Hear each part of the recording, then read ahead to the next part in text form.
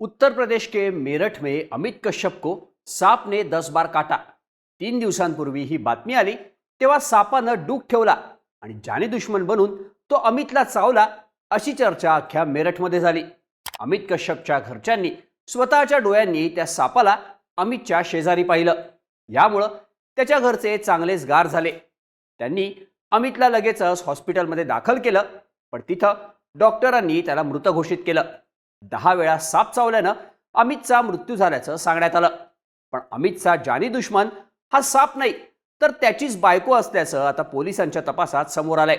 बॉयफ्रेंडच्या मदतीनं अमितची हत्या करून त्याचा मृत्यू साप चावून झाल्याचं भासवण्याचा त्याच्या बायकोचा डाव अखेर उघड झालाय।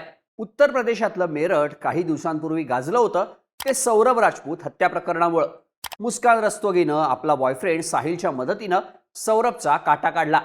त्याच मेरठमधून आता हे अमित कश्यप हत्या प्रकरण समोर आल्यानं मेरठ में मुस्कान रिटर्न्सची चांगली चर्चा होते। हे प्रकरण नक्की आहे काय? बायको आणि तिच्या बॉयफ्रेंडनं मिळून अमित कश्यपला कसं संपवलं आणि या प्रकरणात सापाची एंट्री कशी झाली त्याची स्टोरी सांगणारा हा व्हिडिओ। नमस्कार, मी शार्दूल आणि तुम्ही बघताय बोल भिडू। 25 वर्षांचा अमित कश्यप आपली बायको, मुलं, भाऊ आणि आई वडिलांसोबत मेरठच्या बहसुमा इथल्या अकबरपूर सादात गावात राहत होता। कडिया काम करून तो आपल्या कुटुंबाचा उदरनिर्वाह करायचा।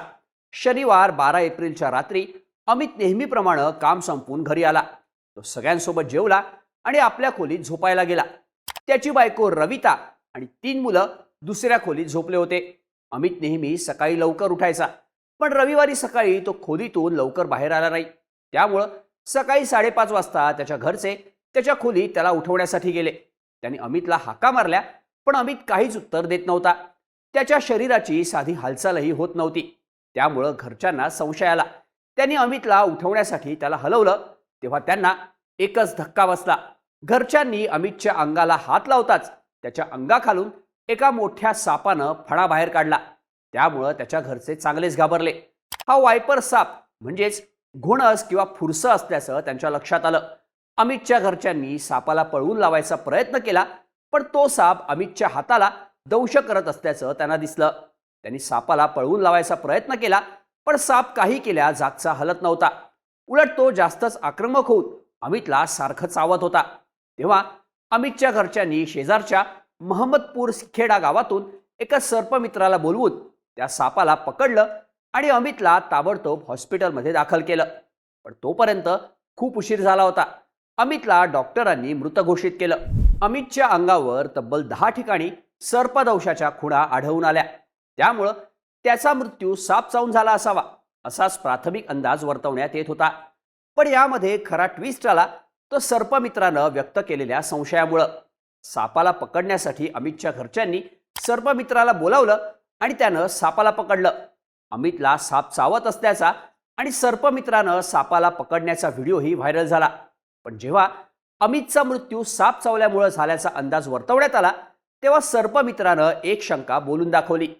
अमितला चावलेला घोणस हा अत्यंत विषारी साप आहे।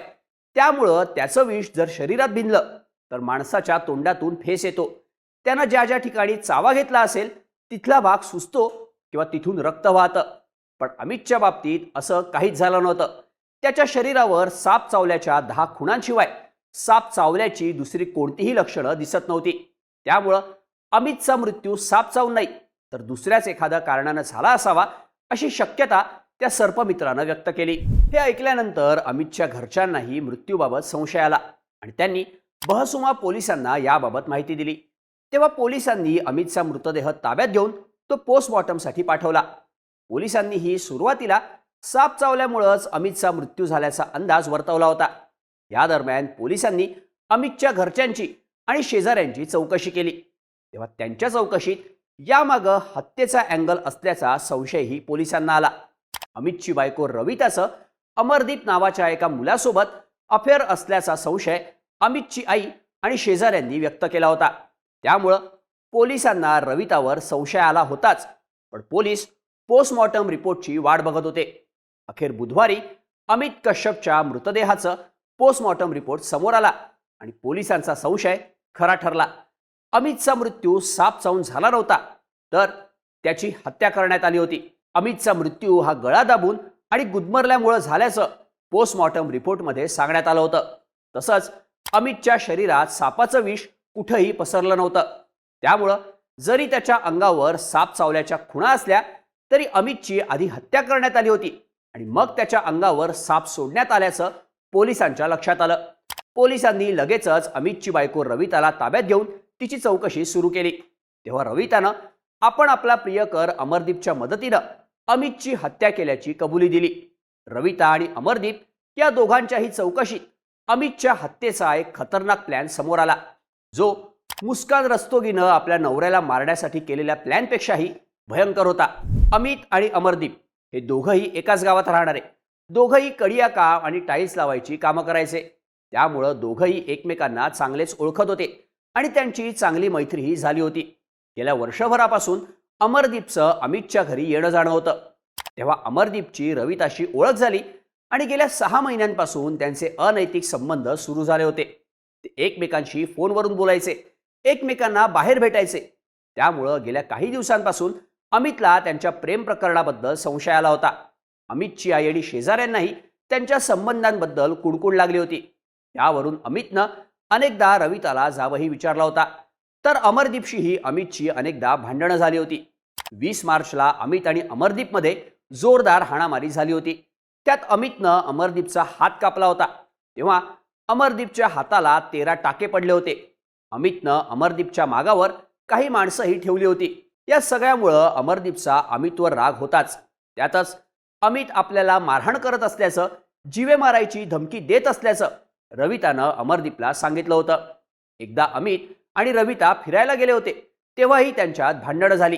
तेव्हा मला आता अमित सोबत राहायचं नाही, काहीही करून आपण अमितचा काटा काढायला हवा, असं रवितानं अमरदीपला सांगितलं. त्यातूनच या दोघांनी अमितला मारण्याचा प्लॅन आखला. 12 एप्रिलला अमित आपल्या खोलीत झोपायला गेल्यानंतर रवितानं दुसऱ्या खोलीत आपल्या तिन्ही मुलांना झोपवलं. घरातले इतर सगळेजण झोपल्याची खात्री झाल्यानंतर तिनं अमरदीपला फोन करून घरी बोलवून घेतलं. त्यानंतर या दोघांनी मिळून अमितचा गळा दाबला आणि त्यातच त्याचा मृत्यू झाला. पण या दोघांचाही प्लॅन इथंच संपला नव्हता. अमितची हत्या नाही तर त्याचा मृत्यू झाल्याचं या दोघांना भासवायचं होतं. त्यासाठीच त्यांच्या प्लॅनमध्ये घोणस सापाची एंट्री झाली. अमरदीपनं त्याच्या एका मित्राच्या मदतीनं महमदपुरा गावातून 1000 रुपयात हा साप घेतला होता. अमितला मारण्यासाठी रात्री घरी येताना एका झोळीत अमरदीप हा साप घेऊन आला. जेव्हा गळा दाबून अमितचा मृत्यू झाल्याचं त्यांच्या लक्षात आलं, तेव्हा त्यांनी झोळीतला साप अमितच्या पलंगावर सोडला. त्यानंतर अमरदीप घरी निघून गेला, तर रविता दुसऱ्या खोलीत आपल्या मुलांसोबत जाऊन शांतपणे झोपली. दुसऱ्या दिवशी अमितची साप चावून हत्या झाल्याचा अंदाज वर्तवण्यात आला.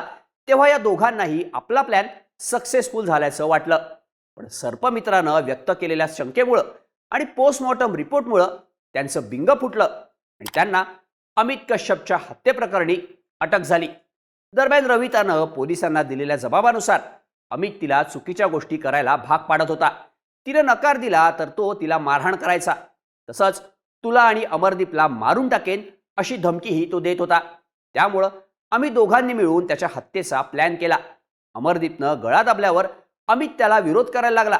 त्यामुळं मी त्याचे हात घट्ट धरले आणि त्याचं तोंडही दाबलं, अशी माहिती रवितानं पोलिसांना दिली आहे. आता रविता आणि अमरदीप या दोघांनीही आपला गुन्हा कबूल केलाय. आम्ही दोघांनी मिळून अमितची हत्या केली असली तरी या प्रकरणात सापाची एंट्री घडवण्याचा प्लॅन रविताचाच असल्याचं अमरदीपनं पोलिसांना सांगितलंय. त्यामुळं रविताच या सगळ्या प्रकरणाची मास्टरमाइंड असल्यानं मेरठच्या या अमित कश्यप केसमध्ये रविता ही दुसरी मुस्कान रस्तोगीच असल्याचं आता बोललं जात आहे.